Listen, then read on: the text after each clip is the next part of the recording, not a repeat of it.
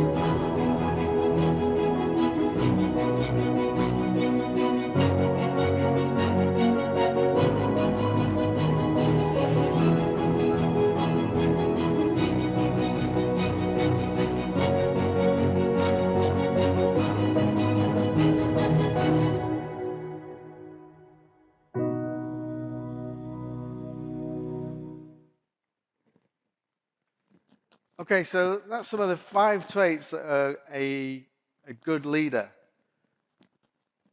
Do we all have good leaders? People leave organizations. Do they leave the organizations because it's a bad organization? Or do they leave the organization because of poor leadership? And leadership sits in different levels in your PCI program. It's not just the person at the top. You're going to have people within your teams. How can we inspire our teams? You know, we need to set a good example. We need to encourage them. But also as a leader, we're generalists. We don't know everything. We need to learn from our specialists. So we've seen the good parts, and there's 10 common mistakes. And I've taken this from a psychology page, and I think most of us will be able to relate to some of these. We've seen leaders that demonstrate some of these traits. And knowing these leadership and management mistakes, what we can do is we can start evaluating and checking ourselves. If one of these is one of your weaknesses, do a SWOT analysis and see how we can turn that into one of your strengths.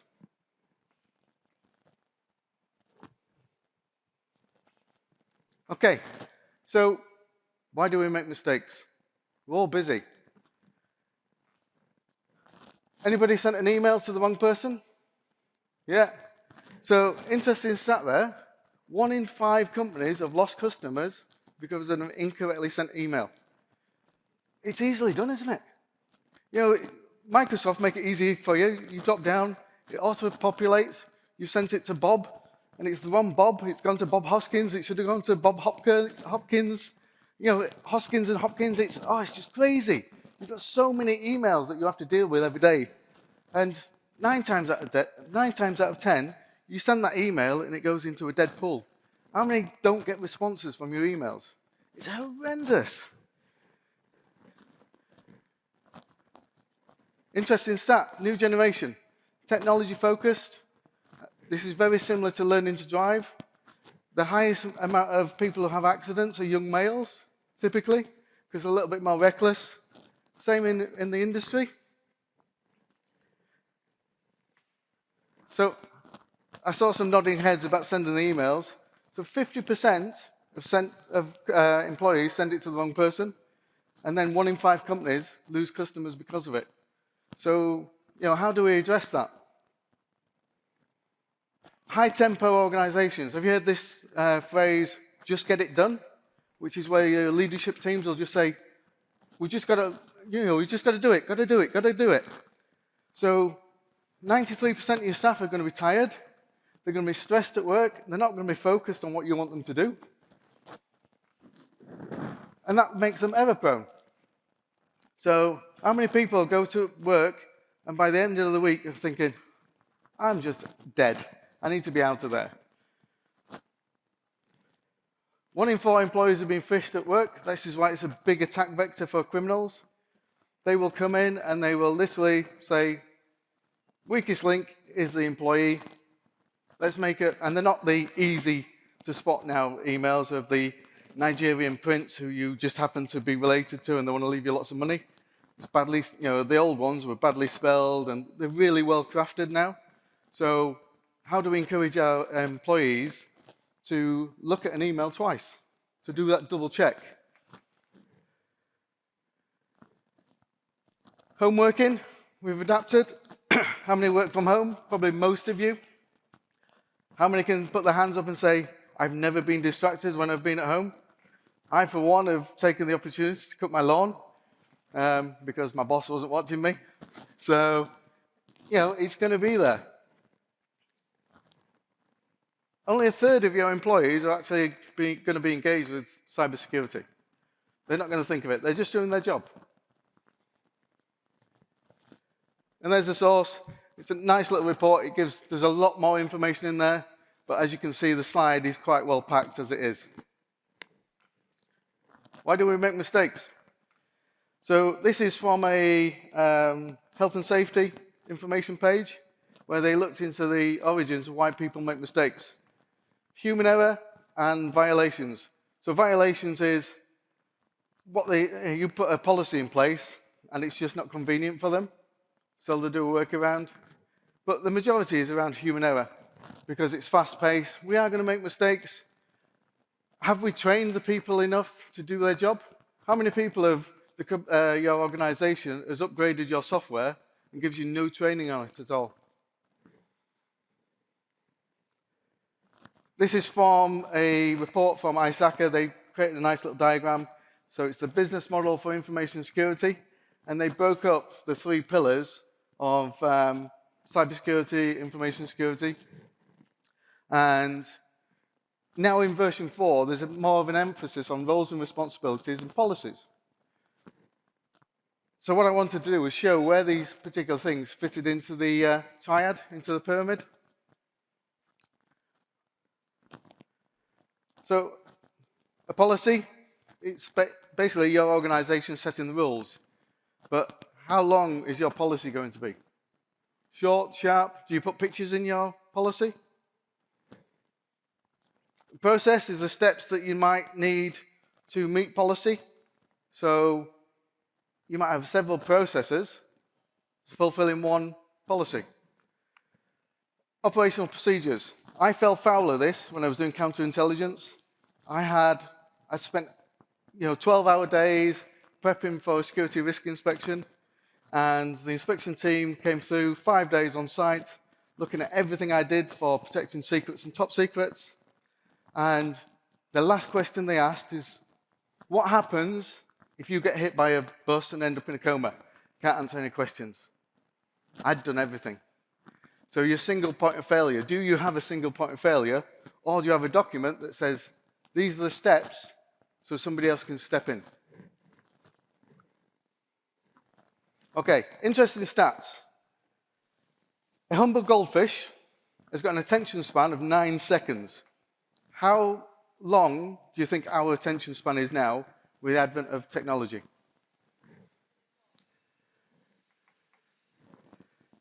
So we've got, the attention span is less than a humble goldfish. Imagine that. So you're doing PCI once a year, and 8.25 seconds later, they've forgotten what you've said to them.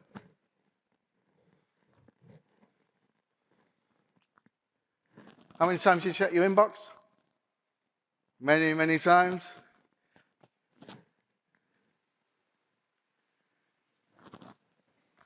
Looking in here, how many times have you picked up your phone whilst doing a presentation? It's become a habit. Younger people do it even more. They're obsessed. I was in Milan Town Centre yesterday, and the amount of people who wanted to be the next generation of models, and they're taking all these photos with a duck face and everything. It's just, they don't put their phones down. Websites, really long websites. Just over a quarter of it, anyone actually takes any notice of. Internet video, notice mine was a short video.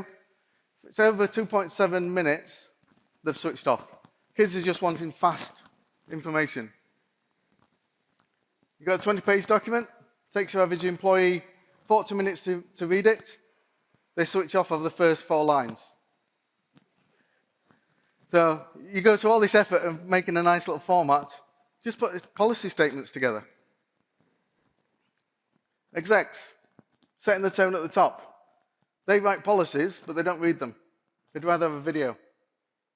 So does a policy have to be a piece of paper? Can it be a video? So is it time for a change? Can we establish the right leadership? Can we engage with our senior execs and communicate effectively so they give you the support that you need? And then you can cascade that down, responsibilities, and have leadership cascaded through your program. Fellowship. So you have a good leader, goes into battle. The leader's normally behind the battalion, and the battalion goes forward under their leadership. The hierarchy of needs. Maslow's hierarchy of needs. Let people feel engaged. Where do your employees in your program sit in the hierarchy of need? Are they just ticking a box and just in the psychological needs and safety needs, it's giving them a salary? Or are you making them feel engaged?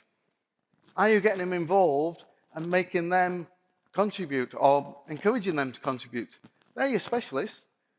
get them involved. Encourage teamwork. So there's a nice little personalities profile called Belbin. And he created 9 profiles. And it allows you to understand your team, how you fit together. Now, I've done this twice. Once at Nottingham University, and once on one of my promotion courses in the Air Force.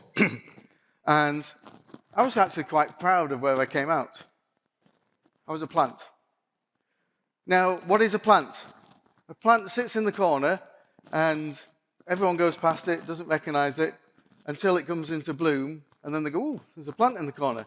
So I use my strengths, but I also know what my weaknesses are, so I can accommodate them. And of course, working smarter, not harder, fast pace. PCI has you do all these bits and pieces, but how do you make sure that you're not putting too much stress on them? Are there opportunities to automate? Firewall reviews, for example. I've just rolled it out with an organization, a solution called Nipper. And we had, with version 4, we went to 110 NSC devices. We couldn't do it manually. We had to automate it. Effective communication. Right. I don't speak Pashto. I'm interviewing this Afghan. And if you look, let's see if this works. Oh, no, let's go back. If you look at the guy's eyes, who's he talking to? Who's he communicating with? My interpreter was the guy who stood on the right there. He was my conduit to talk. Was he talking to me? Or was he talking to my interpreter? So it's all about effective communication. So then you think about beyond compliance. It's not just about ticking a box. Can you reduce the effort needed to retain secure operations? Can you be slicker? Can you work smarter? Can you get rid of the long-winded documentation? Mention SPOFs. Do you have any single points of failure? Are you engaging your team? Are your team contributing? Do you have those 3 things? Do you have effective leadership, effective followership, and effective management? How do you communicate? So I've said that only 10% of this information you're going to take away with you. But which 10%? How are you going to engage? We used a thing in the Air Force called SMEAC. So we're engaging people saying, what's the situation? What's the mission? How are we going to execute it? Ask them for questions, and then confirm understanding. It's a different way of briefing. Keep it simple, stupid. Or the political way, keep it simple, solution. Simplify. And then, are they overly worded policies? Take your vulnerability management piece, try and group them, turn it into contextualize, and then what you can actually do is instead of saying, here's 1,000 lines of text, present it in a simple graph. You can then risk assess off that. So don't be the Chicken Little and say the world's falling, the sky's falling in when it's only an acorn.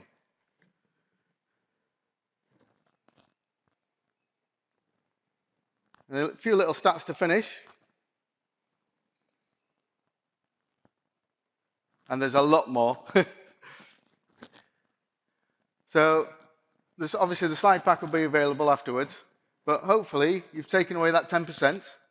And we can re-engage with our people and drive your program forward. Thank you very much.